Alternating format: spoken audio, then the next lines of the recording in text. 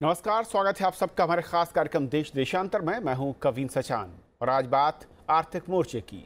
देश के लिए आर्थिक मोर्चे पर एक अच्छी खबर है। वित्त वर्ष 2017-18 की चौथी तिमाही यानी जनवरी से मार्च में जीडीपी यानी सकल घरेलू उत्पाद की दर 7.7% रही। भारत की आर्थिक वृद्धि दर जनवरी मार्च तिमाही में 7.7% रही, जो एक साल पहले इसी तिमाही में 6.1% थी। केंद्रीय सांख्यिकी कार्यालय ने चौथी तिमाही के जीडीपी के आंकड़े आज जारी किए। वित्त वर्ष 2017-18 की बाकी तीनों तिमाहियों से बेहतर ग्रोथ रेट चौथी तिमाही में दिखी। वहीं पर वर्ष 2017-18 में आर्थिक वृद्धि दर धीमी पड़कर 6.7% रही थी और इससे पिछले साल ये 7.1 थी। हालांकि इससे पहले उद्योग मंडल फिक्की ने देश की जीडीपी वृद्धि दर के बीते वित्त वर्ष की चौथी तिमाही यानी जनवरी मार्च के दौरान 7.1% रहने का अनुमान जताया था।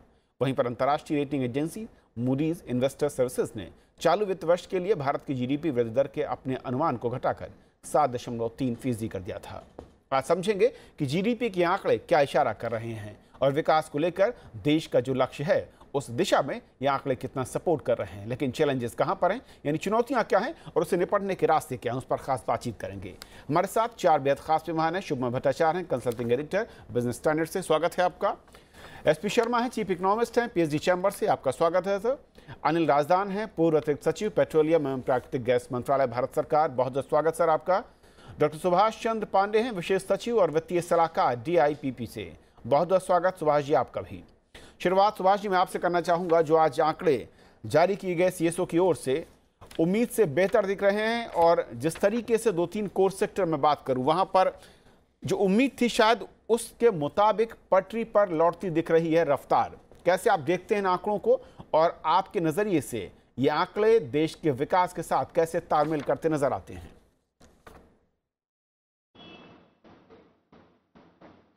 नमस्कार।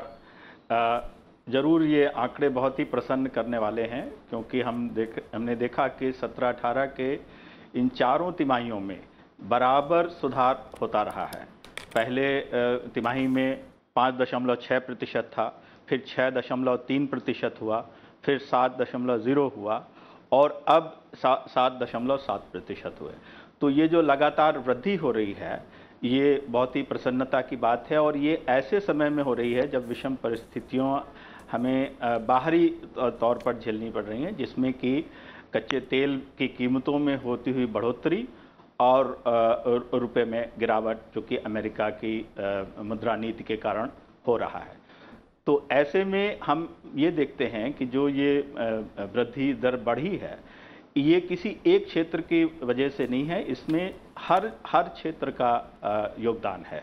जैसे हम कृषि क्षेत्र का लें तो उसका योगदान जो कि 15% है पूरी अर्थव्यवस्था में, उसका 4.5% वृद्धि हुई है। जो हमारी उद्योग हैं जिनका करीब 30% हिस्सा होता है पूरी अर्थव्यवस्था में, उसकी वृद्धि दर 9.1% है।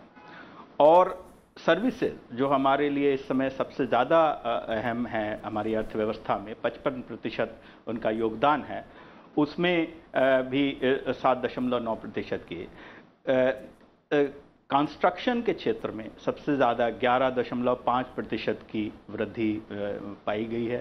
और जैसा कि आपको मालूम है कि रोड्स और हाउसिंग और इंफ्रास्ट्रक्चर का जो इतना बड़ा कार्यक्रम चल रहा है, तो वो इसमें इन आंकड़ों में परिलक्षित होता है। तो बहुत ही शुभ संकेत हैं।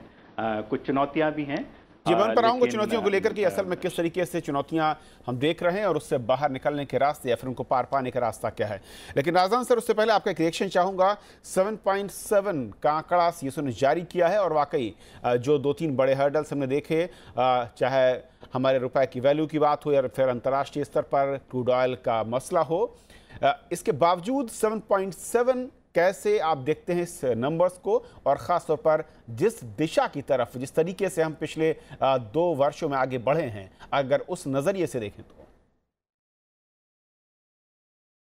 देखिए 7.7% का जो आंकड़ा है और जो कि सालाना ग्रोथ रेट पर उससे थोड़ा कम है, मगर सबसे अच्छी बात यह है कि ये स्टेडीली हर क्वार्टर में ग्रो करता रहा है, जैसे कि अभी बताया गया है। ये एक इनकरेजिंग साइन है, मगर ये फाइनेंशियल ईयर एंडिंग का फिगर है और उसके बाद हमें थोड़ा सा पेट्रोलियम और क्रूड ऑयल प्राइसेस की वजह से काफ़ी एक रूट शॉक मिला है। और इसमें ये देखी जाने वाली बात है कि आने वाले दिनों में इसका इन्फ्लेशन पे क्या असर रहेगा। जो अब तक जो ज़्यादा इंकरेजमेंट है वो ये कि कंस्ट्रक्शन सेक्टर, जैसे उन्होंने बताया कि कंस्ट्रक्शन सेक्टर ने सर्टनली पिकअप किया है, कोल प्रोडक्शन पीछे उसने भी पिकअप किया है, इलेक्ट्रिसिटी ने भी पिकअप किया है, और ऑयल बेसिक डोमेस्टिक एक्सट्रैक्शन है वो थोड़ी कम हुई है, मगर गैस की अप हुई है। अब देखने वाली ये बात है कि पब्लिक एक्सपेंडिचर ज़्यादा तेज़ी से बढ़ रहा है कि प्राइवेट एक्सपेंडिचर भी उसके साथ साथ चल रहा है जी। अगर तेल की कीमतें बढ़ती हैं तो आने वाले दिनों में उसका सर्टनली, जैसे आम रोज़मर्रा की कमोडिटीज़ हैं उनका ट्रांसपोर्टेशन एक्सपेंस, डीज़ल पे पर्टिकुलरली जो ख़ास मार पड़ती है, उससे कॉमन सिटीज़न की पॉकेट पे तो सर्टनली हिट होगा। तो इसको हमने देखना है कि ये इम्पैक्ट कैसा होता है, लॉन्ग टर्म कैसे प्ले आउट होता है। ये ज़्यादा अपवर्ड स्पाइक तो शायद पेट्रोलियम प्राइसेस में नहीं रहेगा, मगर थोड़ा ऊपर को ही रहेगा हमारे अनुमान से। जो पिछला अनुमान था उससे थोड़ा बढ़कर ही रहेगा। तो मैं समझता हूँ आने वाले दिनों में हमने ये देखना है कि जो हमारी use of these petroleum products है और यूज़ ऑफ आगे इलेक्ट्रिसिटी या जो भी आप कह लें गैस की, उसकी इफ़िशेंसी की तरफ हमने ज़्यादा ध्यान देना है, क्योंकि हम 85% के करीब अपना जो तेल है इंपोर्ट करते हैं। हम ठीक है एक्सपोर्ट भी करते हैं कुछ प्रोडक्ट्स बाहर, मगर हमने इफ़िशेंसी की तरफ बहुत ज़्यादा ध्यान देना है। और मैं समझता हूँ जो टैक्सेशन स्ट्रक्चर हो वो उसको इन लाइन लाना चाहिए कि अगर ज़्यादा इफ़िशेंट फ्यूल इफ़िशेंट प्रोडक्ट्स आप यूज़ कर रहे हैं, डिवाइसेस यूज़ कर रहे हैं, तो उसका क्या असर होता है। Okay sir. बाकी मैन्युफैक्चरिंग पे जो उनके इनपुट कंपोनेंट्स हैं, कई जगह चाहे आप फर्टिलाइज़र, पेंट्स इंडस्ट्री, ये इधर उधर कई जगह आप जाएंगे तो उसमें ऑयल प्राइस का सर्टनली इन्फ्लेशनरी इफेक्ट तो पड़ेगा। Okay sir.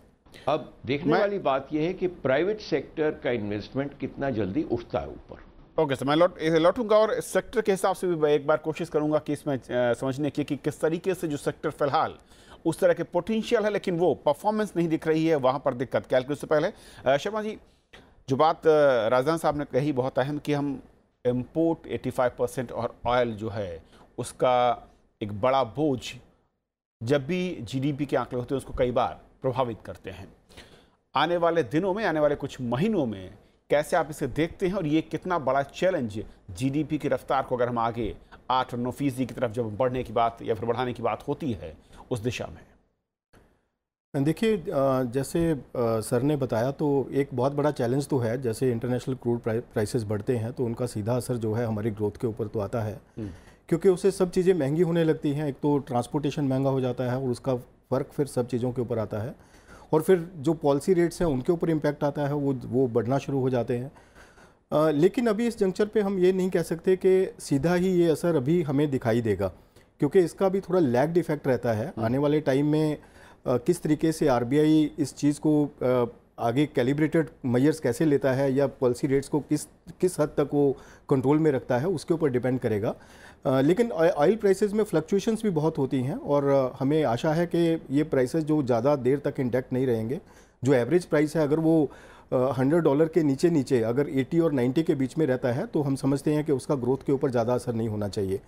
और दूसरा जो ग्रोथ है वो चौतरफा है, खाली किसी एक पैरामीटर की वजह से ग्रोथ नहीं आया है, और ग्रोथ उससे ये इंडिकेशन मिलता है कि ग्रोथ हमारा इंटैक्ट है। कई बार कोई एक इंडिकेटर की वजह से ग्रोथ बढ़े तो हम कह सकते हैं कि उस इंडिकेटर में अगर कुछ गिरावट आती है तो पूरा ग्रोथ इंपैक्ट हो सकता है। तो हमने देखा कि मैन्युफैक्चरिंग बहुत अच्छे से ग्रो किया है, कंस्ट्रक्शन अच्छे से ग्रो किया है, और खासकर जो एग्रीकल्चर सेक्टर जिसमें कि हमने 4.5% का ग्रोथ देखा है लास्ट क्वार्टर में, तो इसका एक लैग्ड इफेक्ट रहता है जो कि आने वाले टाइम में हमें मैन्युफैक्चरिंग और सर्विसेज सेक्टर में काफ़ी अच्छा ग्रोथ दिखेगा Q1 में और Q2 में। तो उसका जो एग्रीकल्चर का जो लास्ट क्वार्टर का ग्रोथ है उसका फ़ायदा हमें इस साल के Q1 और Q2 में जब मिलेगा, तो जो ऑयल प्राइसेस की वजह से जो इम्पैक्ट आने वाला है मैं समझता हूं कि उसके ऊपर कुछ वो नलीफाई होगा और कोई इतना ज़्यादा इम्पैक्ट नहीं दिखेगा अगर प्राइसेस इसी स्तर पे रहते हैं। हाँ, अगर प्राइसेस बहुत ज़्यादा ऊपर जाते हैं तो फिर कुछ फ़र्क दिख सकता है। और दूसरा जो सेक्टर्स हैं, सेक्टर्स में जैसे एमएसएमई सेक्टर है, उसके लिए बहुत सारी रिफॉर्म सरकार ने की हैं और उनका असर अभी बाकी है। आने वाले क्वार्टर्स में उनका असर भी दिखाई देगा। जैसे कि अभी बजट में जो कॉर्पोरेट टैक्स है वो कम किया गया है, एमएसएमई सेक्टर का डेफिनेशन चेंज किया गया है, तो पूरा सेक्टर जो है वो बहुत ही उत्साह में है। हम देखते हैं कि हर रोज़ नई नई डेवलपमेंट्स हो रही हैं, तो इस सेक्टर में जब ग्रोथ आता है, क्योंकि ये एक मेजर कंट्रीब्यूटरी सेक्टर है जो कि ग्रोथ में, मैन्युफैक्चरिंग में, एक्सपोर्ट्स में काफ़ी अच्छा कंट्रीब्यूट करता है, तो अब जो प्रोडक्शन पॉसिबिलिटीज आगे एक्सपेंड होगी तो इसके जो ग्रोथ परिणाम है वो बहुत अच्छे रहेंगे और ओवरऑल जीडीपी को अच्छा बूस्टअप देंगे।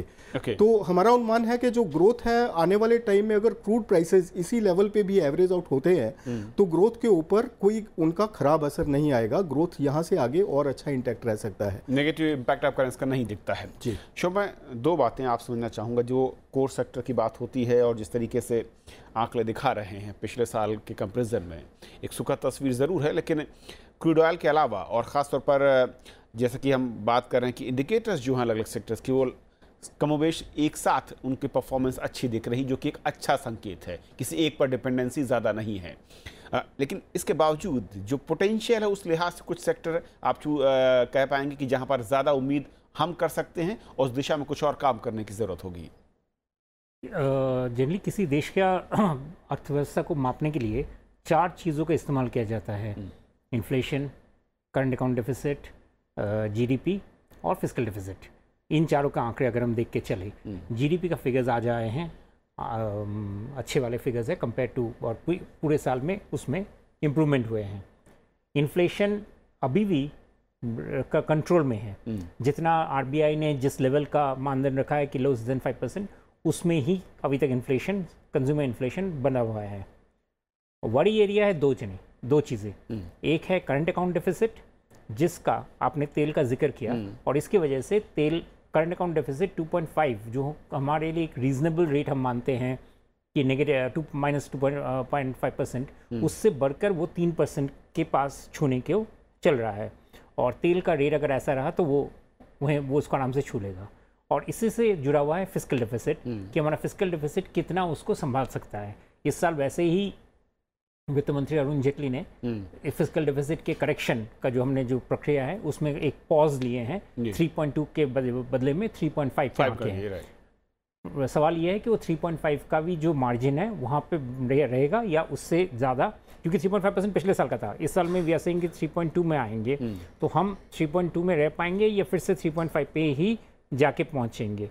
तो ये चारों चीज़ को ही चलते हुए अगर उसमें देखें तो आज का जो फिगर है जीडीपी का, वो अब काफ़ी मायने रखता है कि वो इन तीनों पे प्रेशर कम करता है। प्रेशर क्यों कम करता है कि अगर जीडीपी का रेट अच्छा हुआ तो देश में हम देखते हैं कि किस वजह से जीडीपी इंप्रूवमेंट हो रहा है। तो इस फिगर्स में एक चीज़ जो इम्पोर्टेंट चीज़ हमें दिख रहा है वो है कि ग्रॉस फिक्स्ड कैपिटल फॉर्मेशन, जो देश में आगे इन्वेस्टमेंट, आगे प्रोडक्शन के लिए काफ़ी इम्पोर्टेंट एक इंडिकेटर है, उसका रेट इम्प्रूव किया है।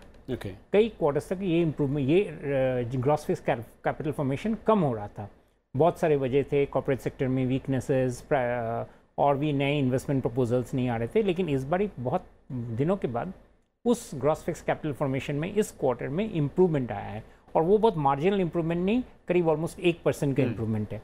तो ये एक दिखाता है कि देश की अर्थव्यवस्था में, इकोनॉमी में जो बुनियादी ढांचा संभलने का जो चीज़ें हैं उस पे इम्प्रूवमेंट हो रहा है। और इसके साथ अगर हम आज एक और डेटा जो निकला है जो है कोर सेक्टर का डेटा, उसको अगर हम देखें तो उसमें गिरावट ज़रूर था। पिछले जनवरी से अगर हम देखें 5.6 से लेकर वो 4.4 पे आ गया था, वो थोड़ा सा इम्प्रूव होकर अप्रैल के महीने में 4.7 में आके पहुँचा है।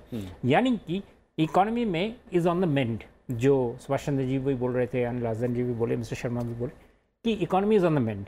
लेकिन मेंड के साथ साथ वो जो तीनों प्रेशर्स जो मैं बता रहा था कि इकोनॉमी जब मेंड होता है तो इन्फ्लेशन का तादाद, प्रेशर बढ़ता है, और इन्फ्लेशन का अगर बढ़ता है तो साथ में अगर ऑयल प्राइसेस को वो प्रेशर एक और जिसे कहते हैं adding fuel to the fire देता है। तो दिस माय इनिशियल कमेंट।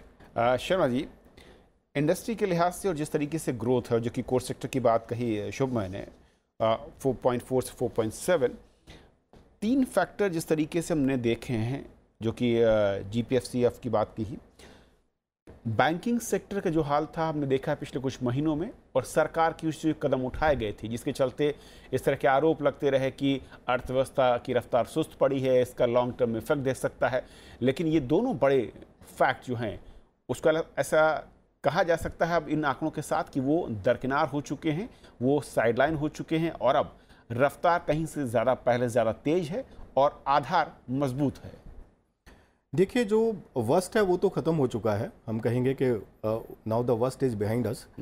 आने वाले टाइम में लेकिन हम इन सब चीज़ों को रूल आउट नहीं कर सकते, फिर भी कुछ असर तो रहेगा, क्योंकि बैंकिंग सेक्टर को मजबूत होने में भी और टाइम लगेगा, जो भी पीछे जो शॉक्स रहे हैं उससे उभरने में। लेकिन इसके साथ हमें ये देखना होगा कि हमारा ग्रोथ जो है वो इंटैक्ट रहना चाहिए। ग्रोथ इंटैक्ट रखने के लिए हमारे पास बहुत ही अच्छे प्रॉमिसिंग सेक्टर हैं, जैसे कि एग्रीकल्चर सेक्टर में अच्छा ग्रोथ आया है, तो उसमें हमें फूड प्रोसेसिंग में एक बहुत बड़ी अपॉर्चुनिटी है। ग्लोबल जो फूड प्रोसेसिंग और एग्रीकल्चर का जो इंपोर्ट है वो $100 बिलियन के आसपास है, और हम खाली $30 बिलियन के आसपास एक्सपोर्ट कर पाते हैं। तो उसमें हम जो ग्लोबल इंपोर्ट है वो $1300 बिलियन है, और हम 30 बिलियन, उसमें हम $30 बिलियन ही एक्सपोर्ट कर रहे हैं, विच इज़ लेस देन 1%। और हमारे पास जो पोटेंशियल है, जो इकोनॉमिक सर्वे भी हमें बता रहा है, वो $100 बिलियन एक्सपोर्ट करने का पोटेंशियल है। तो एक ऐसा सेक्टर है जिसमें बहुत ज़्यादा एम्प्लॉयमेंट क्रिएट हो सकती है, और बहुत ज़्यादा जो इससे जीडीपी को अच्छा बूस्ट मिल सकता है। तो अगर ग्रोथ हमें आगे इसी ट्राजेक्ट्री में रखना है, तो हमें कुछ प्रॉमिसिंग सेक्टर, जिनमें से फूड प्रोसेसिंग सेक्टर एक है, और टेक्सटाइल सेक्टर को हम आगे रिविजनेट कर सकते हैं, उसको और बूस्टअप कर सकते हैं। और तीसरा सेक्टर जिसमें कि बहुत ज़्यादा प्रॉमिसिंग ग्रोथ आ सकती है, वो है ऑटोमोबाइल सेक्टर। उसके लिए हम काफ़ी अच्छा हमारा ग्रोथ रहा है, आने वाले टाइम में भी हम उसको और इंटैक्ट कर सकते हैं। और कंस्ट्रक्शन सेक्टर, जिसमें ज़्यादातर एम्प्लॉयमेंट अपॉर्चुनिटीज़ क्रिएट करने की बहुत एक अच्छी हमारे पास जो सोच बन सकती है, और हम बहुत ज़्यादा एम्प्लॉयमेंट क्रिएट कर सकते हैं। कंस्ट्रक्शन सेक्टर में जो रिफॉर्म्स हैं वो इंटैक्ट हैं, सरकार उसमें रिफॉर्म्स कर रही है, लेकिन उसमें और ज़्यादा रिफॉर्म्स करने की ज़रूरत है, जो हमारा ईज़ ऑफ डूइंग बिजनेस भी इंप्रूव करेगा। तो अगर ये सेक्टर कुछ ऐसे हैं जिनको हम फोकस करके आने वाले टाइम में अपना ग्रोथ इंटैक्ट रखते हैं, तो मैं समझता हूँ कि कोई इसका जो भी ग्लोबल शॉक्स हैं या जो भी नेगेटिविटीज़ हैं, उनका कोई असर ज़्यादा दिखाई नहीं देगा। हम अपना जो ग्रोथ ट्रैजेक्टरी है उसको आगे बढ़ा सकते हैं, और जो हमारे जो ट्विन इश्यूज़ हैं, जो ये ट्विन डेफिसिट्स हैं, जो फिस्कल डेफिसिट और करंट अकाउंट डेफिसिट की बात की सर ने, तो उनको भी एड्रेस किया जा सकता है। जब ग्रोथ इंटैक्ट रहेगा तो ये इंडिकेटर्स भी अपने आप ही एक सही दिशा में चलना शुरू करेंगे। राजन सर, जिस तरीके से इस ट्रैजेक्टरी को मेंटेन करने की बात है, उस लिहाज से क्या वो बड़े फैक्टर हैं आपको लगता है कि जहां पर हमें फोकस करना होगा, या पॉलिसी के लिहाज से, या फिर इसको अगर हम और थोड़ा सा ऊपर ले जाना चाहते हैं, 8 के करीब की जब बात होती है, क्योंकि इंडिया की जो इकोनॉमी है जब कंपेयर करते हैं चीन के साथ, उस नज़रिए से आपके हिसाब से क्या ऐसे सेक्टर हैं या फिर क्या ऐसी पॉलिसीज हैं जिसको अब हमें अमल में लाने की ज़रूरत होगी? जैसा कि सही बताया गया कि हमारा जो मोस्ट डिस्ट्रेस्ड सेक्टर है पॉपुलेशन का, वो एग्रीकल्चर से इंगेज्ड है।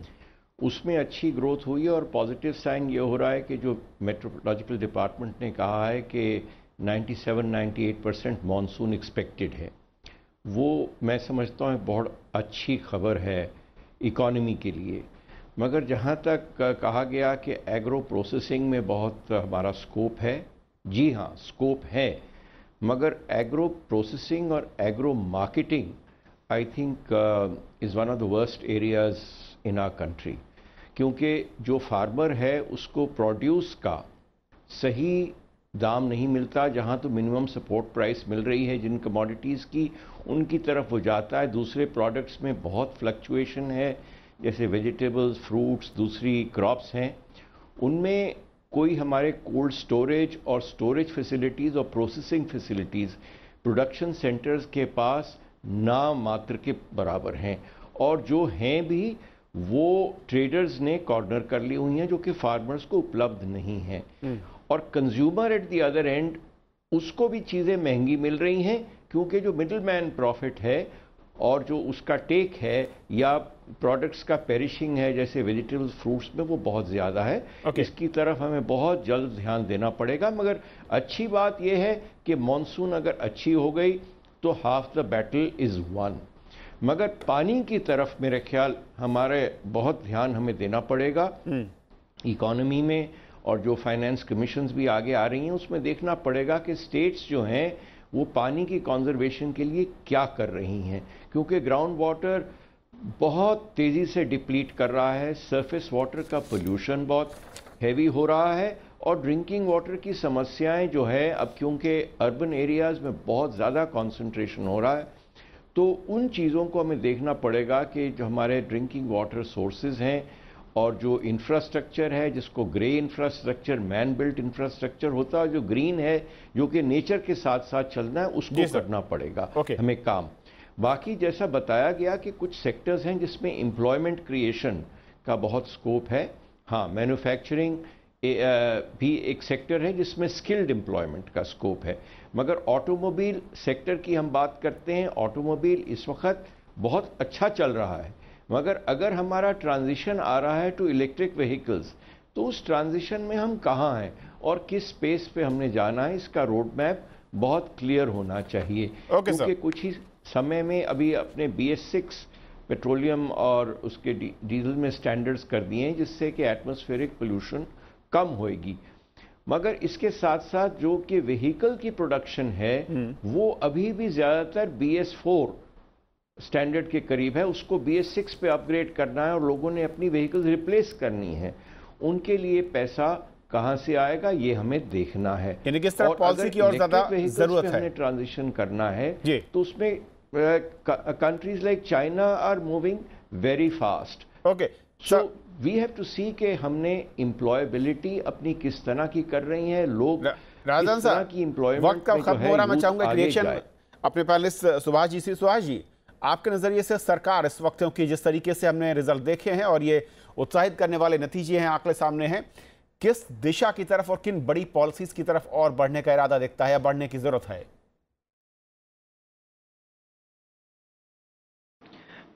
देखिए, मैं जो अभी देशव्यापी स्तर पर जब हम आर्थिक स्थिति का आकलन कर रहे हैं तो उस समय सही तौर पर एक चिंता व्यक्त की गई मूल्य वृद्धि के बारे में, और उसमें एक तथ्य मैं रेखांकित करना चाहूँगा जो अभी चर्चा में नहीं आ पाया है कि न केवल आने वाले मानसून के बारे में अच्छी भविष्यवाणी है, 17-18 में खाद्यान्न का रिकॉर्ड उत्पादन हुआ है, करीब 2800 लाख टन खाद्यान्न का उत्पादन हुआ है। तो फूड और फ्यूल दो चीज़ें हैं जो सबसे ज़्यादा इन्फ्लेशन को इन्फ्लुएंस करती हैं। तो फ्यूल के फ्रंट पर ज़रूर कुछ चिंताएं हैं, लेकिन फूड फ्रंट पर वो उसको चिंताओं को दूर करने वाली एक डेवलपमेंट भी है। और तो इसलिए आगे आने वाले उसमें, और हम ये देखते हैं कि जब 55% सर्विसेज का योगदान है, तो मैन्युफैक्चरिंग और सर्विसेज में जिस तरह से इंटीग्रेशन हो रहा है, दोनों मिलकर साथ चल रहे हैं, वैल्यू एडेड सर्विसेज, तो उसके देखते हुए फूड प्रोसेसिंग और जैसे हेल्थ सर्विसेज में एक्सपेंशन होगा, तो काफ़ी उसमें आर्थिक वृद्धि की संभावनाएं हैं। Okay sir. तो उसमें जॉब्स भी क्रिएट होंगे और पब्लिक वेलफेयर भी बढ़ेगा। चलिए, मैं वक्त खत्म हो रहा है, पब्लिक वेलफेयर भी बढ़ेगा। शुभमा से मैं आखिरी कमेंट चाहूंगा। शुभमा की जिस तरीके के हालात हैं, एक बड़ा चैलेंज जो फ्यूचर के नज़रिए से और आर्थिक जो इस वक्त स्थितियां दुनिया के नज़रिए से कहें, कहां पर हमें संभल के चलने की जरूरत होगी और दिशा वाकई ठीक है? ये वाला जो डेटा है ये जस्ट हमें बताता है कि पिछले कई सालों के जो फ्लक्चुएशंस हुए थे उससे हम रिकवर हुए हैं, और अभी जो डिस्कशन हुआ है उससे से हमें कोई नया पोजीशन पे हम नहीं आ रहे हैं। अभी देखना है कि मूलभूत जो चेंजेस, सुधार जिसकी डिस्कशन हमने कई बार किए हैं आप और हम, उन चीज़ों का इफेक्ट क्या होता है, ये तब जाके सच में देश में इम्प्रूवमेंट, क्वालिटेटिव इम्प्रूवमेंट, आप जो +7%, 8% की बात करने, तो उसका तब जाके पता चलेगा कि इन चीज़ों से सच में उनका फ्रेमवर्क बना है या नहीं। तो और अभी थोड़ा इंतजार, कुछ और अभी राइट नाउ अभी ये जस्ट करेक्शन था कि जो फ्लक्चुएशंस हुए थे उनको करेक्शन किया गया है, दैट्स ऑल। कम से कम 2 क्वार्टर आप कहेंगे और इंतजार करना पड़ेगा। चलिए, बहुत बहुत शुक्रिया आप चारों मेहमानों का हमारे साथ इस अहम चर्चा में शामिल होने के लिए और बताने के लिए कि जीडीपी के आंकड़े क्या इशारा कर रहे हैं और भविष्य की तरफ चुनौतियां क्या हैं। अगर आप हमारे कार्यक्रम को YouTube पर देखना चाहते हैं, लॉग इन कर सकते हैं www.youtube.com/rajsabhatv/देश-देशांतर। आप हमें अपनी राय मेल कर सकते हैं dd.rajsabhatv@gmail.com। और अब बात हमारे दर्शकों के सुझाव की, उनके कमेंट्स की। हमारे एक दर्शक हैं धीरज उपाध्याय, एनसीईआरटी पर हमने कार्यक्रम किया था पुराने नायक नया अध्याय, जिस पर उन्होंने लिखा है कि युद्धिका जो हमारी एक गेस्ट थी उनका सुझाव सर्वाधिक अच्छा लगा। वॉरेन हेस्टिंग, लॉर्ड क्लाइव आदि को पहले नहीं बल्कि इतिहास के पन्नों में गुम 1857 के सूरवीरों की खोज कर उनको आगे करने की जरूरत है। हमारे एक दर्शक हैं विपिन कुमार, जिन्होंने लिखा था इसी कार्यक्रम के बारे में कि नए अध्याय और नए नायक एनसीईआरटी किताबों को नए सिरे से समीक्षा करने की जो पहल है वो वाकई में आज की पीढ़ियों के लिए अहमियत रखती है और ऐसी तमाम शख्सियत हैं जिनके योगदान के किस्से या तो पीछे छूट गए या फिर उनके कमतर आंके गए हैं। तो फिलहाल आज के हमारे कार्यक्रम में इतना ही। नमस्कार।